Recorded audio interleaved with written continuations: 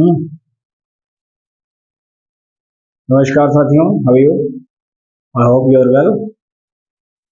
आपका बहुत बहुत स्वागत है हमारे यूट्यूब चैनल पर शिव उपाध्याय बाय क्लासेस। साथियों, आज हम लोग देखने वाले हैं एक नए चैप्टर्स का आगाज हो रहा है इस आगाज सीरीज में। As you know that the last two chapter, that is the reproduction in the flowering plant, and next one that reproduction in human. हम लोगों ने ह्यूमन रिप्रोडक्शन के बारे में और reproduction in the flowering plant दो chapter already finished कर लिया है, बहुत ही अच्छे लेवल से, बहुत अच्छी तैयारी के साथ। अब हम अगला चैप्टर देखने वाले हैं जिसका चैप्टर 4 होगा, क्योंकि पहला चैप्टर आप जानते हैं कि डेट कट कर दिया गया इसको, यानी इसको यहाँ से हटा दिया गया है। Second and third chapter already done, and now the fourth chapter is here, that is the reproductive health. So friends, today we will not discuss any topics, any chapter whole, but only we can just take time for the overviews of this chapter. इस पूरे chapter के overviews के बारे में आज हम बात करने वाले हैं। As you know that the reproductive health is very important in your exam pattern as well as in a competitive exam. As you know that in this yeah, it means in 2024 at least 6 questions came in need of this chapter. So it's a very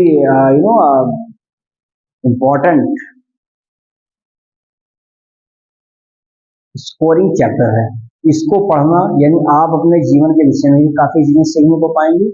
साथ ही साथ आप अगर exam 12th का दे रहे हैं तो उसमें तो मिलेगा ही मिलेगा, और यहीं से पढ़ करके आप कंपटीशन लेवल यानी नीट जैसे एग्जाम में भी आप अपने आप को क्या कर सकते हैं, अच्छा प्रूफ कर सकते हैं। तो ये चैप्टर हमारे लिए हर मायने से देखा जाए तो बहुत ही जबरदस्त तरीके से इम्पोर्टेंट है। तो चलिए ओवरव्यूज के बारे में थोड़ा बहुत जो छोटा सा 10-15 मिनट का सेशन है इसको बता देता हूँ, और ओवर व्यूज देख लेते हैं।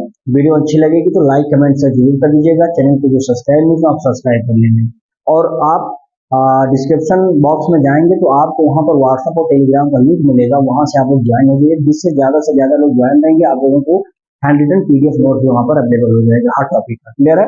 तो देखिए ओवरव्यूज में बेटा क्या है, जैसा कि आप देख पा रहे हैं ओवरव्यूज है चैप्टर 4 है ये रिप्रोडक्टिव हेल्थ। हम लोगों का होता है ह्यूमन हेल्थ, लेकिन जब रिप्रोडक्टिव हेल्थ की बात करें यानी जेनाइटल हेल्थ की बात करता है, यानी रिप्रोडक्टिव पार्ट्स के हेल्थ होने की बात करता है ना।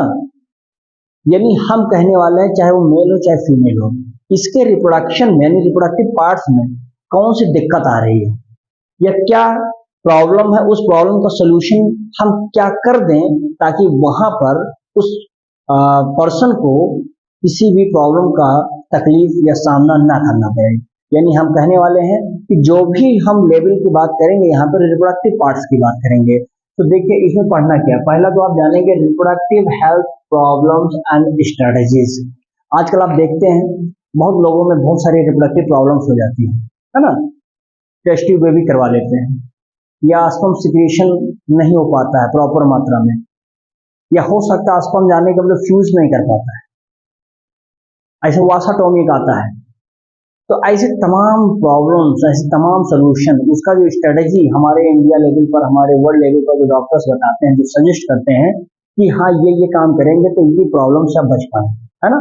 तो ऐसे सभी प्रॉब्लम जो कि रिप्रोडक्टिव पार्ट से जुड़े हुए हैं उनका तरीका क्या है, यानी उनके हेल्थ को हम कैसे हम सही कर सकें, साथ ही साथ उस प्रॉब्लम को कैसे जड़ से मिटा सकें, एंड उसकी क्या स्ट्रेटजीज हमारे इंडिया लेवल पर या हमारे कंट्रीज लेवल पर, वर्ल्ड लेवल पर क्या तैयार किया गया है, या डॉक्टर क्या हमको स्ट्रेटजीज करने को बोलता है, उसी चीजों को पढ़ना है हमको reproductive health problems and strategies. Clear है? अगला देखेंगे, इसमें दिया है population stabilization and the birth control. अब आप देखेंगे कि पॉपुलेशन है, आप जानते हैं दुनिया का हर प्राणी चाहता है कि मेरा एक पॉपुलेशन एग्जिस्ट रहे अर्थ पर। भाई एग्जिस्ट रहने का मतलब क्या है, वो अपनी जो प्रोजनी है यानी अपने जो जनरेशन को क्या कहा जाए आगे बढ़ाना चाहता है।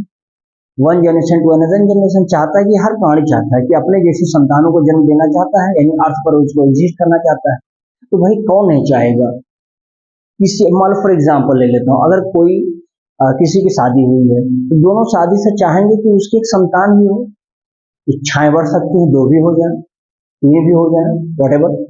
यानी कि वह प्राणी, वह क्रिएचर, वह पर्सन भी चाहेगा, चाहे वो एनिमल्स हो, चाहे वो इवन मेल की बात यानी ह्यूमन की बात मैं कर सकता हूँ, दोनों के केसेस में आप देखेंगे कि सब लोग अपने पॉपुलेशन को अर्थ पर एग्जिस्ट करना चाहते हैं। उसके लिए क्या होता है, कंपटीशन होता है। और उस कंपटीशन से क्या होता है कि पॉपुलेशन हमारे यहाँ पर क्या होती है, इंक्रीज होती है। अब देखेंगे पॉपुलेशन को एस्टेब्लिश कर लेते हैं वो। अब वो अलग बात है कि यहाँ कहीं का एक हम जो हमारे 15 वाले सिस्टम बहुत पहले था, अभी तो धीरे धीरे कम हो रहा है जैसा जैसा हमारा ये समाज शिक्षित हो रहा है, जागृत हो रहा है, चीजों को समझ रहा है। संसार में लोगों में इतनी कंपटीशन है, उसको देखते हुए वो अपने पॉपुलेशन को धीरे धीरे क्या कर रहा है, कंट्रोल कर रहा है। तो बोलते हैं उसको बर्थ कंट्रोल, यानी अब ये सिस्टम नहीं करना है। जिससे आप देखेंगे इंदिरा गांधी के समय में लोगों को पकड़ पकड़ कर नसबंदी करा दिया जाता था। लोग पागल बने घूम रहे थे, उनको पकड़ा जाता था, नसबंदी करते थे, वासाटोमी करवा देते थे। अब दिक्कतें आने लगी। यानी अब लोगों को समझ में आ गया है कि अगर हम अपनी पॉपुलेशन को ज्यादा एग्जिस्ट करेंगे ह्यूमन के केसेस में, तो दिक्कत क्या होगा कि उनको खाना पीना रहना उठना बैठना एवरीथिंग उसका प्रॉब्लम आने वाली है। तो इस चीज के लिए वो क्या करते हैं, कम करते हैं। अभी ज्यादा दूर मत जाए, एक एग्जाम्पल ले लीजिए। जैसे मान लेते हैं कि आपके अर्थ पे यहीं अगल बगल बहुत ज्यादा फ्रॉग की पॉपुलेशन ज्यादा हो जाए, तो आपके लिए दिक्कत होगा। आप पता लगा कि आप डिनर कर रहे हैं, लंच कर रहे हैं, कहीं से दो चार उसी में फ्रॉग जंप कर गया। भाई क्यों? क्योंकि उसका बोलबाला अगर बगल वही है, यानी उसकी पॉपुलेशन ज्यादा होना भी खतरनाक हमारे लिए है। इसीलिए उनको बैठा, एक एनिमल्स को बैठा दिया गया है, स्नेक। स्नेक को कहा गया बेटा तुम ऐसा करो, ये बेटे लोग ज्यादा ना हो पाए, क्योंकि फ्रॉग ज्यादा हो जाएगा तो तकलीफ उत्पन्न करेगा। तो ऐसा करो कि जैसे ये ज्यादा हो तुम उनको क्या करो, धड़ाधड़ खाते रहो। तो यानी इसको इकोलॉजिकल बैलेंस भी कहते हैं। तो आगे आएगा तो बता जाएंगे इकोलॉजी में। तो ये समझ में आ गया, अपनी पॉपुलेशन को कंट्रोल करना यानी बर्थ कंट्रोल करवाना, उसके लिए कैसे स्टैब्लिश करना, ये तमाम चीजें हम देखने वाले हैं इस चैप्टर में। अगला है cause of the population exploitation and check the population growth rate. Population exploitation, जनसंख्या विस्फोट। पता लगा कि किसी के पास मान लो कि एक छोटा सा एक बिस्सा जमीन है, उस जमीन में 10 लोग खा रहे थे, 10 लोगों में 5 लोगों की शादी हो गई, उनके पास 4 बच्चे हो गए, 5 20 हो गए। अब आप बताइए क्या एक बिस्से जमीन में खाना हो पाएगा? भैया नहीं हो पाएंगे।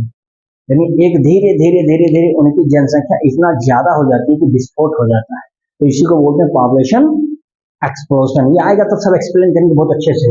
फिर उसमें देखेंगे दिया है कि चेक पॉपुलेशन ग्रोथ रेट, कैसे पॉपुलेशन के ग्रोथ को रेट को कम किया जा सके, बताया जाएगा। फिर देखेंगे इसमें है contraceptive method for the population control. बहुत सारे ऐसे कंट्रासेप्टिव मेथड होते हैं, उस कंट्रासेप्टिव यानी जिनको सीएम कंट्रासेप्टिव मेथड होते हैं, जिसके माध्यम से पॉपुलेशन को क्या करते हैं, रोक सकते हैं। और उस रोकने में आप देखेंगे जैसे अगला है इंट्रा यूटेराइन डिवाइस। हम लोग इंट्रा यूटेराइन डिवाइस भी लगा देते हैं, यानी जिसको बोलते हैं आईयूडीएस, या हम कह सकते हैं ओरल कंट्रासेप्टिव पिल्स लगा देते हैं, ओसीपीएस। ये सब दे दिया जाता है ताकि पॉपुलेशन उसके अंदर क्या बोले, पॉपुलेशन की संख्या कम ही रहे, बढ़े ना। ठीक है ना।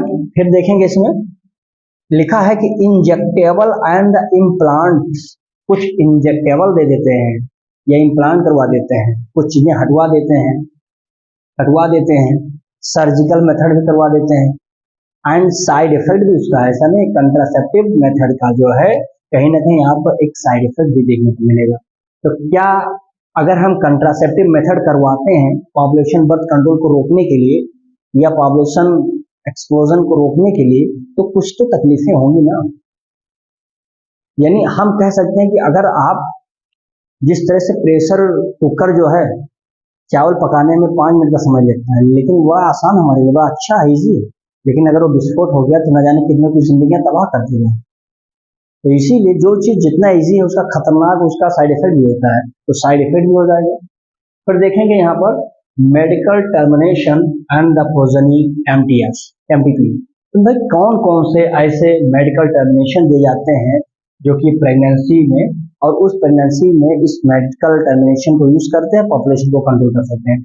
सेक्सुअली ट्रांसमिटेड इन्फेक्शन, बहुत सारे जैसे गोनेरिया वगैरह हो गया, एड्स हो गया, ये सब सेक्सुअल ट्रांसमिटेड या STDs, sexually transmitted disease is called as STD. तो ये भी बड़े खतरनाक है। भाई किसी को मान लो एड्स है, अब आपको नहीं पता है, आप भी कूदे बहाए हो, प्रोसेस में लगे हैं, तो प्रोसेस में अगर लगे हैं तो वो माध्यम के तो आपके शरीर में एड्स होने के चांसेस 100% हो गया। तो उसको कैसे कम करें, उस चीज को भी रोकना है कि सेक्सुअल ट्रांसमिटेड डिजीज आगे ना बढ़े। ऐसे लोगों को चिन्हित करिए, उनको आइसोलेट करिए, उनका ट्रीटमेंट करिए जब तक चल पा रहा है। तो ये तमाम चीजें देखने को मिलेगा। फिर है इसमें infertility test tube baby programs IVF, यानी हम लोग इनफर्टिलिटी की बात करेंगे इसमें। टेस्ट ट्यूब बेबी क्या है, कैसे स्पर्म और ओवम को अलग से टेस्ट ट्यूब में लिया जाता है। IVF क्या है, इन विट्रो फर्टिलाइजेशन बताया जाएगा आपको। GIFT के बारे में होगा। ICST एंड लिमिटेशन क्या है इसका, यानी कितने दायरे तक आप इसको कर सकते हैं।